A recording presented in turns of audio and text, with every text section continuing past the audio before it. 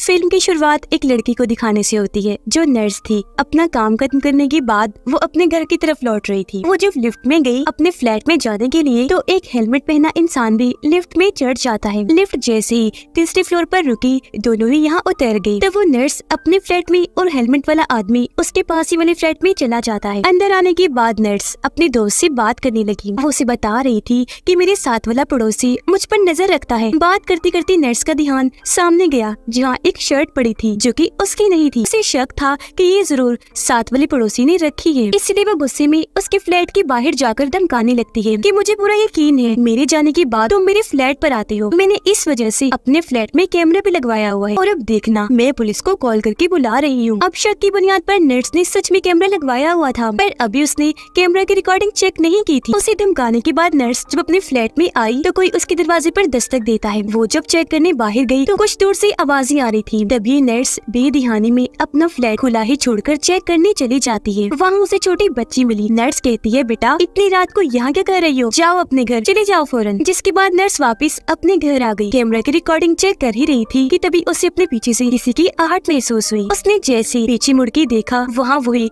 Helmet वाला इंसान खड़ा था। नर्स को देखते ही उसने अपने बैग से रॉड निकाला जिस पर खून लगा हुआ था। उसे देखकर नर्स बहुत डर गई, अपनी जगह से उठी और वहाँ से भागने की कोशिश करने लगी, लेकिन एकदम से उस हेलमेट वाले इंसान ने उसके सर पर रॉड दे मारा जिससे वो बेहोश होकर नीचे गिर जाती है। फिर वो रॉड से इतनी बार उस पर वार करता है कि जब तक वो मर नहीं जाती और फिर सर पर मार मार कर सर ही कुचल के रख देता है। अब हम एक फैमिली को देखते हैं जिनमें फैमिली के हेड का नाम था किम, उसकी वाइफ और 2 बच्चे थे, एक लड़का और एक लड़की। अब किम को एक बीमारी थी जिस वजह से उसे हल्की सी भी मैली गंदगी से एलर्जी हो जाया करती थी। गंदगी उसे जरा भी बर्दाश्त नहीं थी, इसीलिए उसे हर चीज परफेक्ट बिल्कुल साफ चाहिए थी। अब एक दिन किम के पास कॉल आती है और उसे बताया जा रहा था कि काफी वक्त से तुम्हारा सौतेला भाई लापता है। जिस आदमी ने कॉल की थी वो किम को बताता है कि आपका भाई जिस बिल्डिंग में रहता है मैं वहाँ का केयर टेकर बोल रहा हूँ और अब आप लोग आए और अपने भाई का सामान ले जाएं। फिर अगले ही दिन किम उस बिल्डिंग में पहुँच जाता है। अब ये बिल्डिंग वही थी जिसे हमने शुरुआत में देखा था। अपने बीवी बच्चों को बाहर ही छोड़कर अपने भाई के फ्लैट में जाता है उसका सामान लेने, जहाँ उसे अपने भाई के सामान से हटकर और सामान भी मिलता है, जिसे कुछ औरतों और बच्चों के कपड़े, जूते और 2 टूथब्रश। ये देखकर किम को अजीब लगा, इसीलिए वो केयर टेकर को कॉल करके पूछता है कि क्या मेरे भाई के साथ यहाँ कोई और भी रहा करता था, क्योंकि उसके फ्लैट से मुझे इस तरह का सामान मिला है। तब केयर टेकर बताता है कि नहीं, कोई भी नहीं, वो तो अकेला रहा करता था। अब मजीद जानकारी हासिल करने किम आसपास के लोगों के फ्लैट्स में जाता है। यहाँ वो एक बड़ी अजीब चीज नोटिस करता है कि हर किसी की बेल के पास अजीब तरह के निशान बने हुए हैं। इस बारे में लोगों से बात करके उसे पता चल जाता है कि ये निशान किस मकसद के लिए बनाए गए हैं। ये निशान दरअसल घर में कौन कौन रहता है इस बारे में बनाए गए हैं, यानी कितने आदमी हैं, कितनी औरतें और कितने बच्चे हैं। उसके भाई के फ्लैट के बाहर भी इस तरह के ये निशान बने हुए थे। बाहर गाड़ी में किम की फैमिली जब बैठी थी तो एक दुकान पर गेम देखकर बच्चे गेम खेलने की जिद करते हैं। अब क्योंकि ये नई जगह थी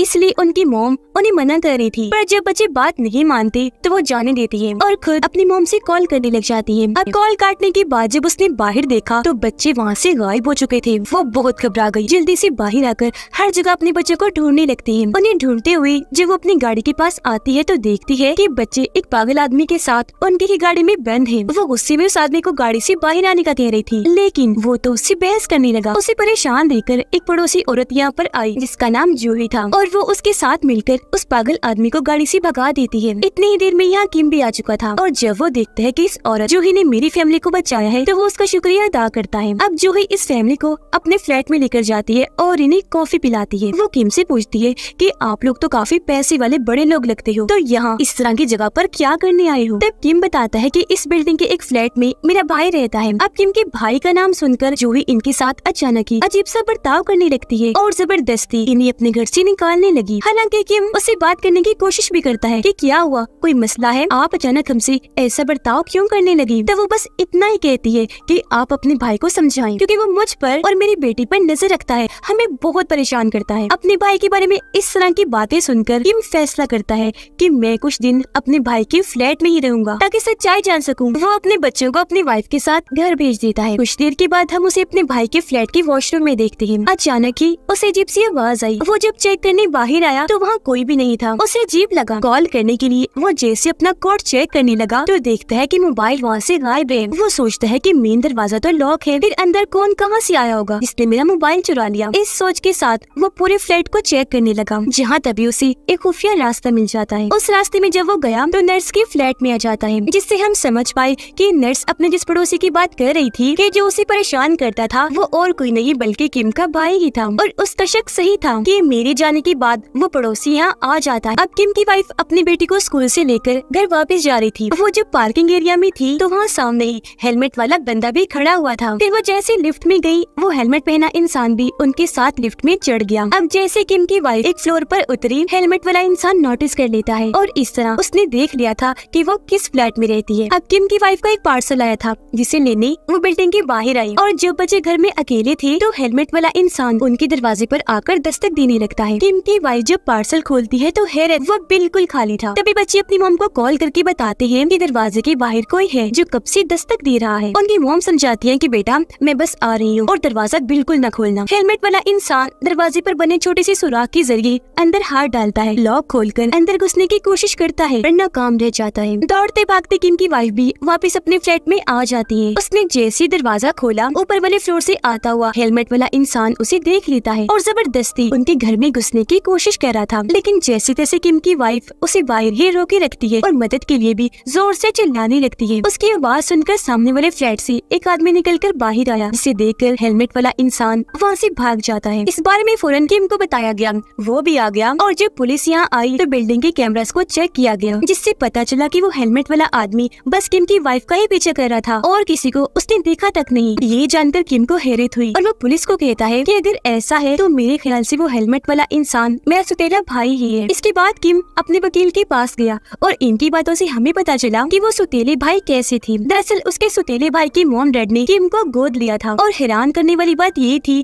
कि उसके मॉम डैड ने अपने बेटे की बजाय अपनी सारी जायदाद किम के नाम कर दी थी, जबकि उसके सौतेले भाई को कुछ न मिला। हालांकि वो अपने मॉम डैड का असली बेटा था। अब उसके डैड ने ऐसा इसलिए किया क्योंकि जब किम और उसका सौतेला भाई छोटे थे तो उसके भाई पर ये इल्जाम लगा था कि उसने एक लड़की के साथ बुरा सलूक किया। अब यहाँ किम जानता था कि मेरा भाई बेकसूर है, लेकिन फिर भी वो झूठ बोल देता है कि हाँ इसके ऊपर जो इल्जाम लगा है वो सच है। सच में इसने उस लड़की के साथ बुरा सलूक किया था। अब किम ने ऐसा इसलिए किया क्योंकि उसके सौतेले भाई को एक बीमारी थी जिस वजह से उसके जिल्द पर लाल निशान बन जाया करते थे और क्योंकि किम को भी ये मसला था कि उसे गंदगी इस तरह की चीजें पसंद नहीं थी, इसीलिए वो अपने भाई को पसंद नहीं करता था और उसने झूठ बोला और बस तभी से उसके डैड भी उस पर गुस्सा रहने लगे थे। उन्होंने उसे घर से भी निकाल दिया था और यही वजह थी कि उसके नाम कोई जायदाद भी नहीं लगाई। तो किम को लगता है कि ये सब मेरा भाई मुझसे अपना बदला लेने के लिए कर रहा है, मेरी फैमिली को परेशान करके। वकील से मिलने के बाद वो वापस अपने फ्लैट में आ गया। देखता है कि किसी ने उसके बेल पर भी वही निशान बना दिए थे जैसे उसके भाई के फ्लैट के बाहर में बने हुए थे। यानी कि घर में कितने मर्द, औरतें और बच्चे रहते हैं। किम पूरी बिल्डिंग को चेक करता है जहाँ सभी के दरवाजे पर इस तरह के निशान बने थे। किम की वाइफ स्कूल गई